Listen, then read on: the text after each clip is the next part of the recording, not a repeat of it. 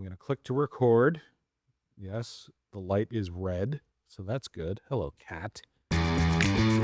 Welcome to The Sound or Music, where we dive deep into the audiophile world of music, sound, and anything in between. I'm David Jones. And I'm Mick Jones. In each episode, we explore our experience in high-fidelity audio through music, movies, or just about anything that involves high-quality sound. There's also gear and tech talk, interviews, and special guests. So plug in, sit back, and hear us out. Well, hello, and welcome to this episode of The Sound or Music. I am your faithful co-host, Mick Jones, here with my fearless leader, David Jones. Is it David or Davey today? Or today is David. Okay. Today is David. So what's going on, man? How are you? Good, man. Well, tell you, we just listened to something I was really excited to have you listen to, which was my new super deluxe edition of Who's Next? Right. By the Yes. Yes. And another great Steven Wilson effort on the remix. And I really liked that, listening to that with you. Like, we just did Bob O'Reilly and Bargain. And, Yeah. went through the 5.1 mix and some of the stereo stuff and sort of talked a little bit about that. But that's not what we're talking about today. I know we're going to be talking about movies. And I said part of why I love surround music is that it's kind of like music's the soundtrack to my life. So, like, why not have it like a movie mix, Yeah. you know, and Yeah, have it envelop you and be in the center of it and have it be spatial and surround. And so that's always been something for the last 15 years or so that I've just loved and taken on as a side hobby, you know, to listen to that. I still, my 2 channels, still my main system, my 2.1, but my 5.1 gets a lot of use with movies. And I know today we were going to talk about movies, so I thought maybe that's a nice little lead into today's topic. That's a great lead. And then let's talk about movie soundtracks. Let's talk about sound design, because this is, after all, the sound or music. And, you know, we're going to talk about sound and music today. And we've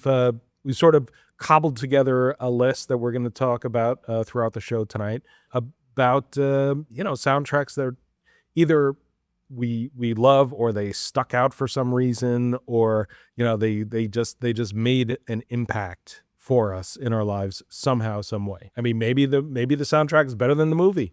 Who knows? You know, I think that's probably one example that I have will satisfy that. But enough of my yapping. Why don't you start us off? Tell us what's on your list. Well, it's funny you mention, maybe a score or a soundtrack that's better than the movie itself. This is going to be an unpopular and controversial opinion, but, you know, I live for that. So I did not care for the movie Oppenheimer. I did not really care for it. I thought it was a bit of a bore. I thought it was brilliantly marketed, brilliantly hyped. You know, I just see Matt Damon in that silly military uniform, and it just really kind of depresses me thinking about it, to be honest with you. Sorry, Matt, I love you, but not today. But I loved the score. Interesting. I thought the music in there was really top notch. Now, was that because I was just had to occupy my time for the 7 hours of the movie? Like, while with the sound, I said, well, this is a lost cause, so let me just go and listen to, were my eyes closed during it? I don't think so, but my ears were certainly open. And that was, forgive me if I'm saying the name wrong, but Ludwig Göransson. Okay. And kudos, because I do think it was a really masterful soundtrack that really stuck out to me more than the movie did. Yeah, the movie was dreadful.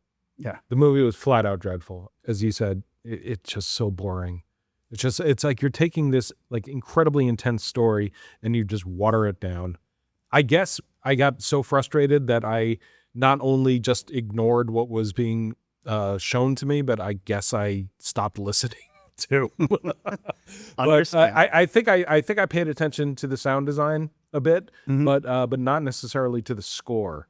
What I'm not going to do is sit down and watch the movie again. But what I will do is I will certainly go to Tidal and bring up the soundtrack and listen to it again, because it is something that is probably worth revisiting. So Oppenheimer, okay. Yeah. And, you know, Nolan in general, I mean, I do love a lot of the sound design and music in his those big, you know, ominous pads and blasts and things. All that. Yeah. But again, so I want to get something fairly recent that did it. I have another one though, because I have a few different categories here, right? So there's like original score, but then there's so many great soundtracks that use pre-existing music. Sure. Yeah. And I know that's going to factor into one of your favorites, which you were going to talk about in a little bit. Mm-hmm. But like I loved Civil War for that reason. Sure. Okay. Because, you know, Silver Apples, Suicide, Mm-hmm. De La Soul, Skid Row even.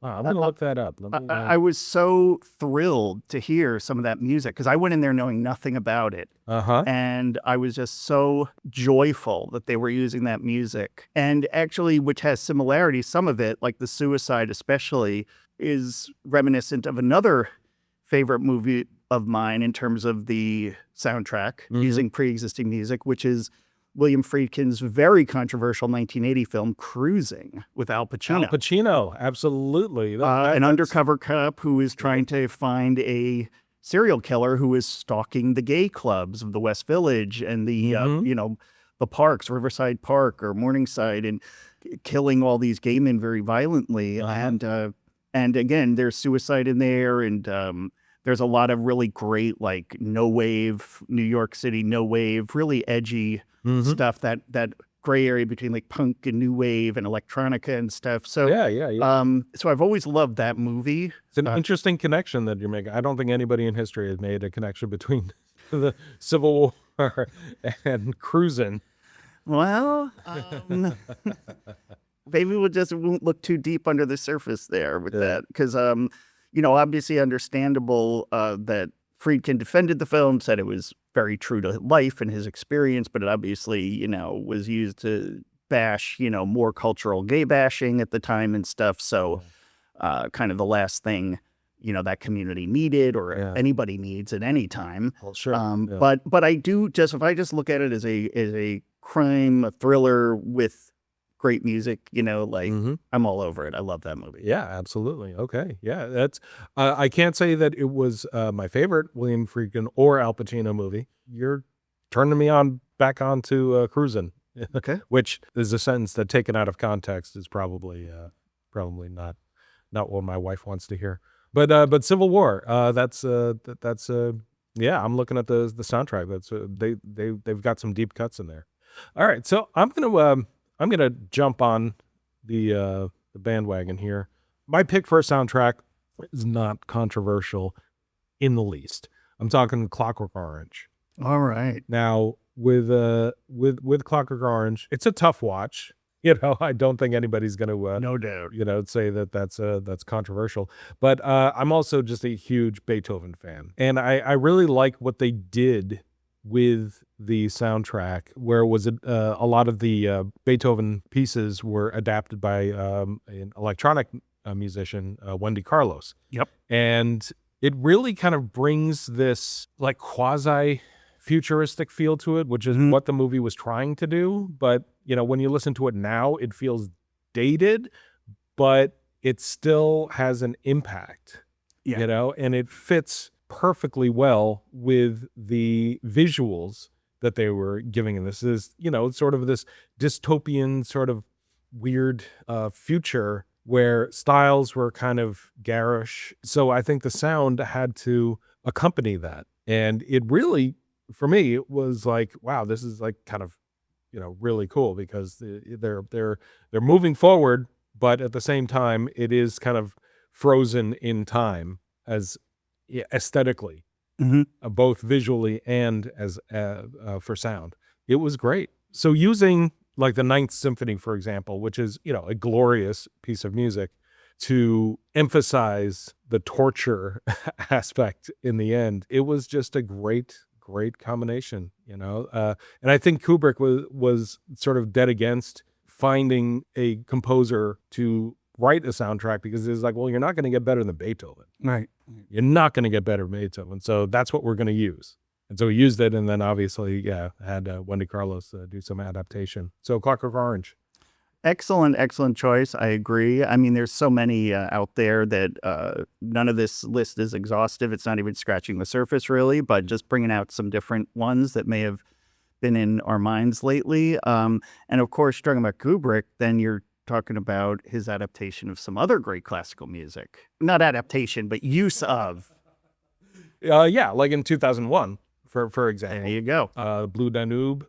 Ligeti, the Yeah. vocals, atmospheres. Atmospheres, yes. Just yeah. chilling, amazing. Which was freaking frightening. Yeah. Frightening music for me, because I remember back in like 7th grade, okay, music class, we had this really cool music teacher, and he wanted us to really like feel the music. We're like, okay, cool. So he pulled out the stereo, shut off the lights, and turned on Ligeti. Mm. And I think it was Atmospheres. Completely dark. Here I am, this, anxious little 13-year-old, terrified. Terrified. Because, the sound of it, the dissonance, the volume of it, just everything about it was scared the hell out of me. Oh, absolutely. It still gives me chills Sure. to this day. I actually just turned my son onto it about a few months ago, and he blew his mind. But I do want to clarify something you said. For younger viewers, you mentioned something about music class. Yes, Yeah. dear listener, they used to actually teach music in a lot of schools, most schools in the country. Yeah.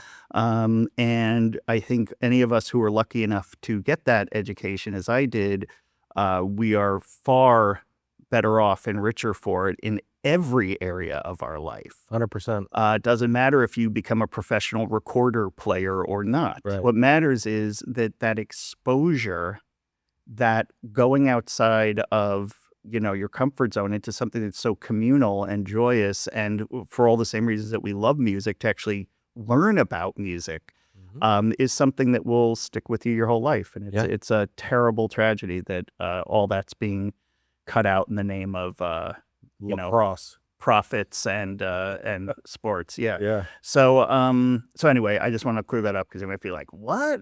Music class? What the hell are they talking about? Another point I wanted to make before we took a break here about 2001 is where there isn't any soundtrack, where there is silence. Yes. And specifically in that one piece where he's just floating out in space. Dave.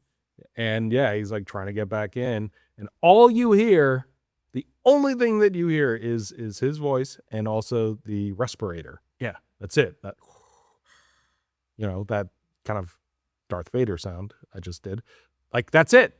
And that's all you hear for like 15 minutes. And it it's so, he could have done so much. He could have, done the trilly strings, he could have had, low, subwoofer. He could have really like built it up, but instead he took all that shit away and just left the sound effect. You mean you could have made it like a Chris Nolan film? Well, sure. Dun.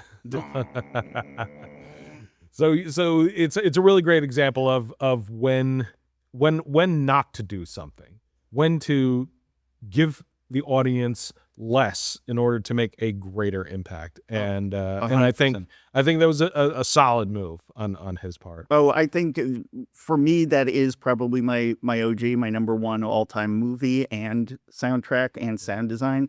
And the silence is probably a third of my love for this. Well, in terms of all the other things to love about it, like the silence is a huge part of my appreciation for that film, how effectively it's used.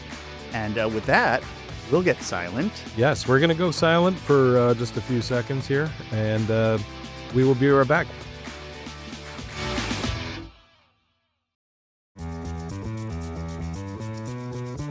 All right, welcome back to The Sound or Music. I am David Jones. And I am Mick Jones. And we are talking today about movie soundtracks, maybe some music sound design, music mixing, whatever, the sound part of movies. I've got another one here, Mick.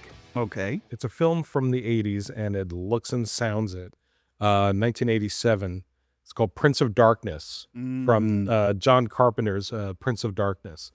The soundtrack on that, it is super creepy and really effective and kind of like minimalist in a way. If you listen to it, it really is something else. It doesn't try to accelerate the drama at all.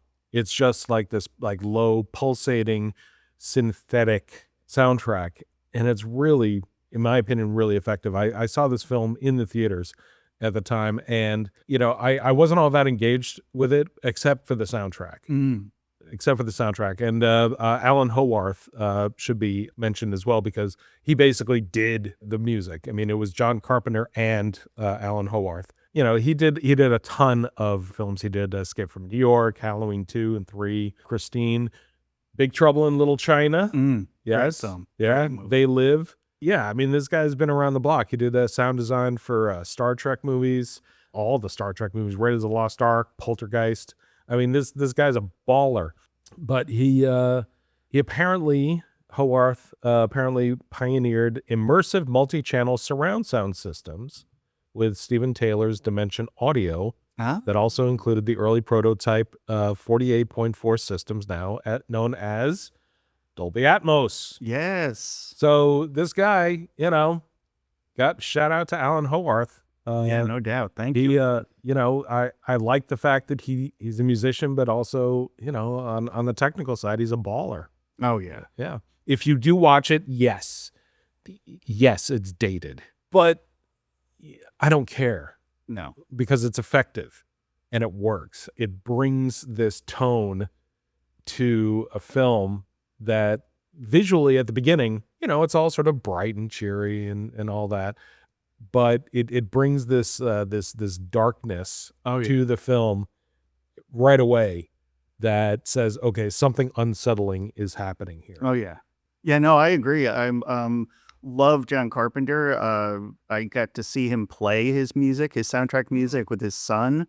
Wow. Some years back at the Sony PlayStation Theater in New York. I went with some friends, and absolutely amazing. It was such an honor and a treat to see that. And he went through all those, played all that. Yeah. And yeah, the opening of Prince of Darkness, I mean, if you just had it with the muted, you would think like, is this a rom-com? Is this is this a toothpaste commercial from the 80s? Right, like, what is this? Right. And then that comes in, and it's very much in that, like, it's like Jaws. Yeah. It's like the shark coming. It's like, it has that like dun dun dun dun, it's just ominous, but it's pulsating, and he's just so good at that, Jenna and setting that mood. And I love John Carpenter's films. I love his music. I just love the fact that he was like, you know what, I'm just gonna make the movies that I make. So yeah, Prince of Darkness, one of his lesser known films, but nonetheless effective. And hey, you know what? If nothing else, check out the soundtrack. It's available on Tidal. I'm sure it's on Qobuz or something like that. It sets a mood. My wife was like, "What the hell? Are you like preparing to murder us all? What's going on with this?" And I said, I'm not going to murder you. This is a soundtrack. Everybody just relax. All right. All right. So what else you got? Well, so I go back. One of my little hobby horses is the sorry state of sound mixing for most movies. Okay. It's just, I know I'm like in get off my lawn mode or whatever, but like, they say the exception that proves the rule, right? So like, you just get resigned to it. And this has been years. This is nothing new. And yes, it happens with some of my favorite filmmakers like Chris Nolan and all kinds of... I was just going to mention him. Other ones, yeah. I mean, he's one of the worst offenders, but I still love his movies. So it's not like a deal breaker for me.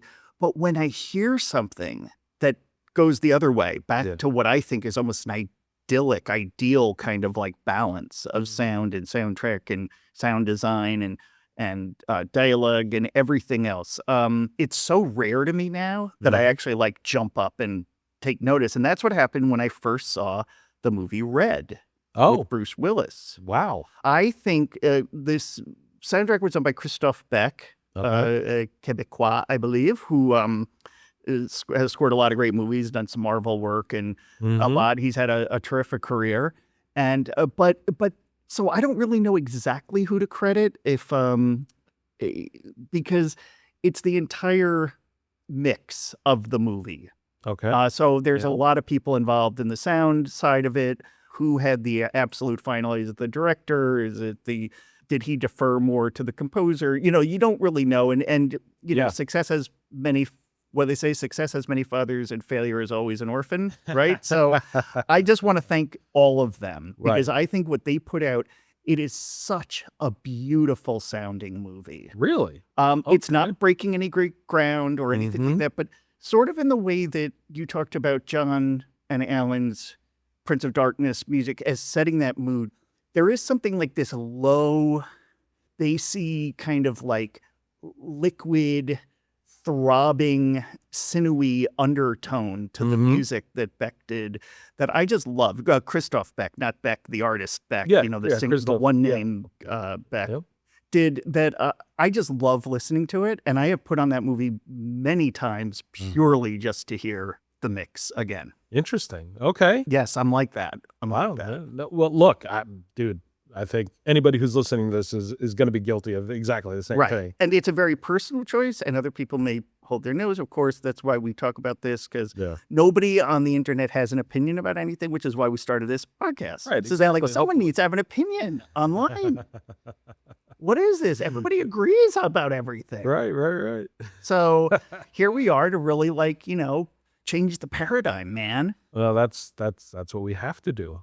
I'm looking at Christoph Beck's Wikipedia page. This guy's, he did a soundtrack for the Muppets, the 2011 Muppets. Yeah, that was pretty good. He did a soundtrack for Frozen 2, Ant-Man. Yeah, so this guy's, he's a what do they call him? A journeyman? Yeah, he's a pro, and he's successful and got The Hangover. Yeah, but so what I haven't done is go back and do some comparative listening to if all his films kind of get a sort of a Christoph Beck kind of like halo over them. If it has to do with his composition as well, how it invites the ultimate, if it affects the ultimate mix. I mean, that's the type of question I would love to be able to get someone like that on a show and actually talk to him, on a pod here. But for now, we can just dare to dream. And in the meanwhile, Christoph Beck, my hat is off to you, or my chapeau, if you are. I think it's really cool that you're picking films that may have flown under the radar, like this film here. Red. A.O. Scott from the New York Times said it is possible to have a good time at Red, but it's not a very good movie. And it doesn't really try to be. And given the present state of the Hollywood economy, this may be a wise choice. Ken Turan of LA Times, it's not that it doesn't have effective moments, it's that it just doesn't have as many as it thinks it does. The film's inescapable air of glib self-satisfaction is not only unearned, it's downright irritating. But that's music. But the mix is outstanding. Does he say that? No. Oh, but you got to give it something. You see, I love that movie, and it's not only because of the sound. It is just a guilty pleasure. Guilty pleasure. I mean, look, it grossed $200 million worldwide, and it got nominated for a Golden Globe, Best Motion Picture, Musical or Comedy. Yeah, man, I'll give it a spin. I mean, look, it's got Brian Cox in it. John Malkovich, Mary Louise Parker, and I think her chemistry with Bruce Willis is adorable and hilarious. Brian Cox I will see in literally anything. All right, so moving forward, I got one for you. Okay. Because you know how much I love the Coens. The Coen brothers. Miller's Crossing. Miller's Crossing. Never saw it. I can't. I know. Just another reason I hate it. It just puts a dagger in my heart. I know. It just absolutely puts a dagger in my heart. It's so good. It's a gangster film that you need to see it a few times in order to get it, because if you're not paying, are you saying I'm stupid? Not directly. I'm not directly calling you stupid. Does my mouth move when I read? But anyway, how dare you, sir? How dare you? Basically, if you miss the first 5 minutes of the film, you're going to be lost. But anyway, the music in Miller's Crossing is outstanding. And the music is by Carter Burwell. Oh, who is a consistent collaborator with the Coens. He nails it every single time. And if you haven't heard, you know what? We're going to take a quick break. You're going to listen to the opening credits for the Miller's Crossing. And you know what? We're going to be right back. Unless I'm too stupid to understand it. It's possible.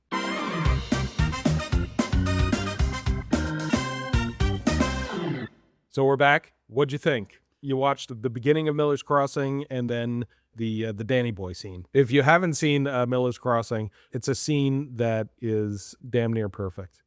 Damn near perfect. Tell me, what did you think when you watched that? Well, it's one of those where again the juxtaposition is so great and kind of horrifying or shocking or whatever. I was thinking you brought up Clockwork Orange originally. They'd use that to great effect, or in the Blue Danube Wars, like you said in 2001, where you take a pre-existing piece of music and then you fuse it again with these incredible visuals and this dramatic tension and uh in this case, guns and blazing and fires and Mhm. everything. And it just, wow, it's unforgettable. It just amplifies the whole experience. Absolutely. Yeah. Every time I hear Danny Boy now, I think of Albert Finney just roasting people with the Tommy gun. What I love, and this is like kind of where I geek out a little bit. The music starts off as diegetic and then becomes extra diegetic, and what that means is when it's diegetic, it is in the scene. So when we first start off hearing it, Mm, it's being played out of the Victrola. It's being played out of the phonograph, and you hear it. It sounds like it's coming out of a phonograph. And in fact, they sell it by doing that, like that shot, that traveling shot of the Victrola on the bedside of Albert Finney. And then they pull out and you see the whole thing, and you hear it. It's kind of tinny, and so it's like in the scene you hear it as what is called diegetic. So it's in the scene. Then you cut away to the assassins walking up the steps, and the music whoop, goes down. right. It goes down. It goes very, very, very quiet.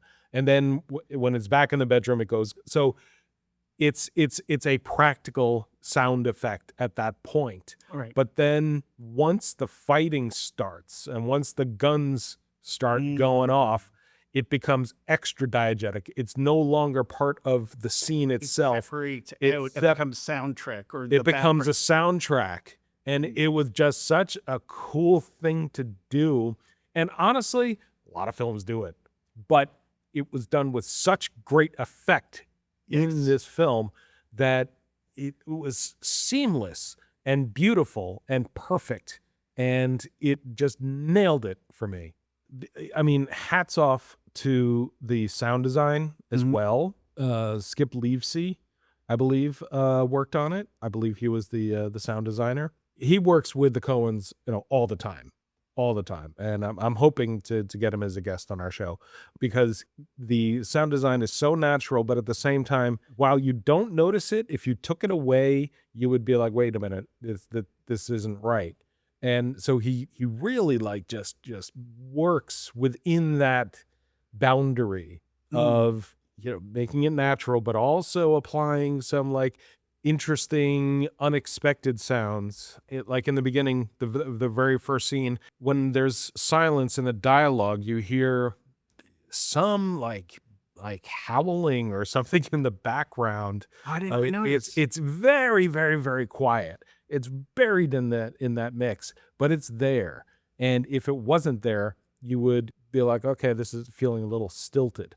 But the fact that you hear the clink of the ice, you hear the whiskey in the glass, but then you also hear deep in that background, you hear some sort of like cityscape sound, and it's just incredible, absolutely incredible. And the score written by Carter Burwell, love, love, love Carter Burwell.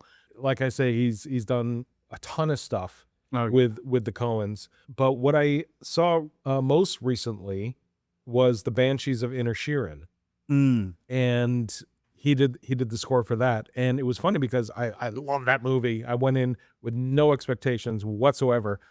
Loved it, loved it, loved it, loved the film. But I was like, man, that score, as I'm watching it, I'm like, this has got, a Carter Burwell kind of feel. And sure enough, yes, it was Carter Burwell. Barbara Will. Absolutely incredible. Well, I can't wait. I got it queued up now, and I will be watching that in the next day or two. And thank you for that recommendation. I can't believe I love the Coen brothers, but again, I haven't seen all the movies of all the directors and writers I love. But you mentioned something though when you're talking about sound design, and we talked about this previously earlier in the past over the past year, and that was a movie you saw before I did. I planned on seeing it, but you really jazzed me up to see it because of the sound design specifically, and that was The Zone of Interest. Yep, absolutely, 100%.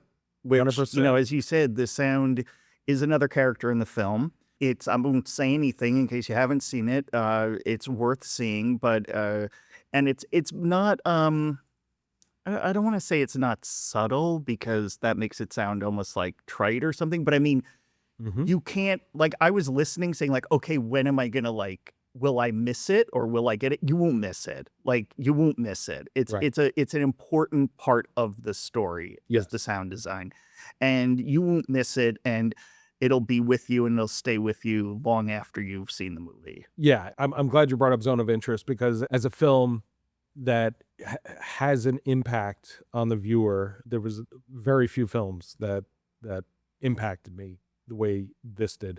A friend of mine who's a film director out in California, we met up in Las Vegas for like a guys' weekend, and we were chatting, and it was like, oh, what'd you watch on the what did you watch on the flight over? And I said, oh yeah, I watched some Will Ferrell movie.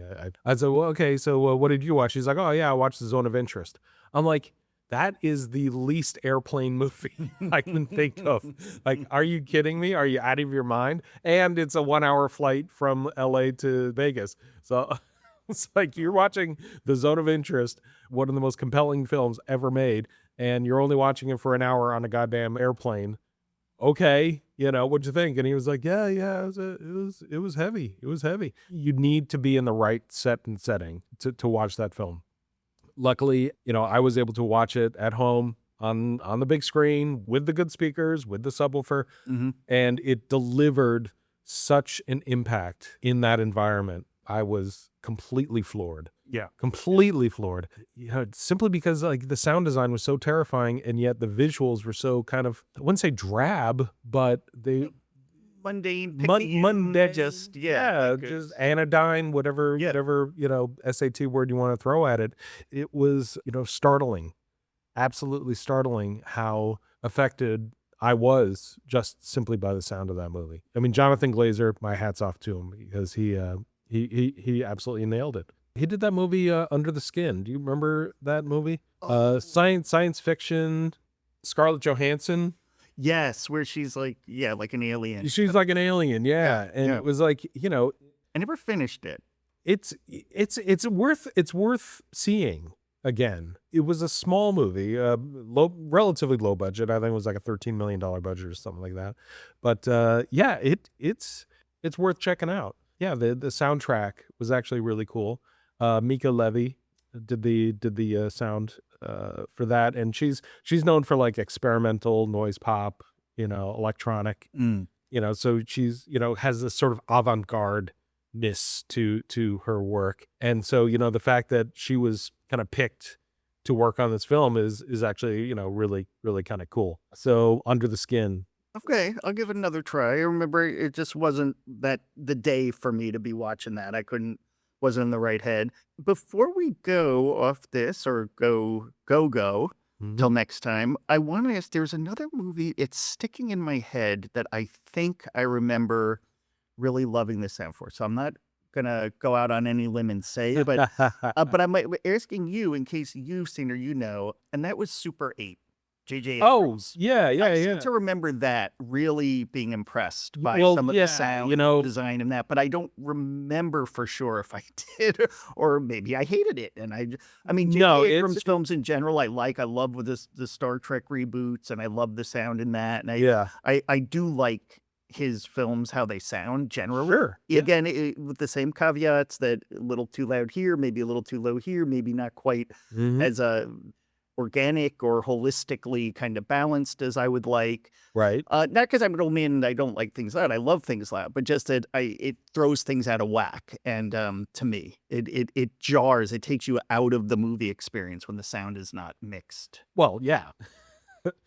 When with guys like you and me, yes, I think that would be a distraction. Yeah. Oh, 100%. absolutely. So I think I remember Super 8, Michael Giacchino, Yeah. Abrams' longtime collaborator. It won it said won the 2012 Saturn Award for Best Music.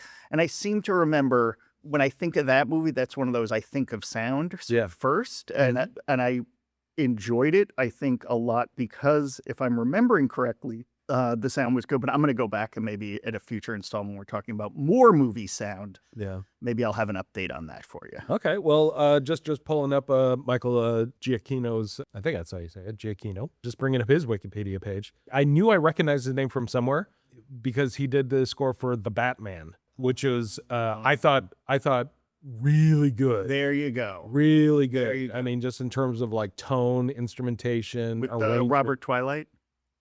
yes, with Robert Twilight. With Robert Sparkle Skin Addison. It was good in it. You know, I thought No, he's I good. thought The he was Lighthouse, he was awesome. Did you see The Lighthouse? I did, yeah. Yeah, I can't say that was my favorite Eggers movie. I think that was a turning point for him as an actor, being able to say like, hey, you know, I can actually act, guys. I'm not just this, you know, pretty face. Absolutely. I thought of that the other day when I was thinking of like where would Woody Harrelson have ended up without Natural Born Killers? Right. Yeah. Because he was like America's boy next door. Yeah. He was like the cute little boy from Cheers, the whatever he was He was in he did White Men Can't Jump. Right. That was good out of type, whatever. But still, he just was. But then he went loco, you know, and he really went dark. And I do love when actors get out of there. Sure. Although going from a vampire to a bat isn't really not that much because there's vampire bats. So. The true, I guess on And I would have liked the Batman to have kind of sparkly skin, have some like bedazzle on his costume would have been really nice. But no. Kudos to Robert. Did a great job in that. I thought the Batman, just in terms of its tone and its look and its feel, all of those kind of tactile things were terrific. I didn't think it was a great movie, like overall. He said that, yeah. That third act, though, man, ugh. But yeah. But I do think that the score was next level. I kind of casually listened to it, you know, when I'm like driving in the car. Wow, you're just a barrel of laughs. I know I. Exactly.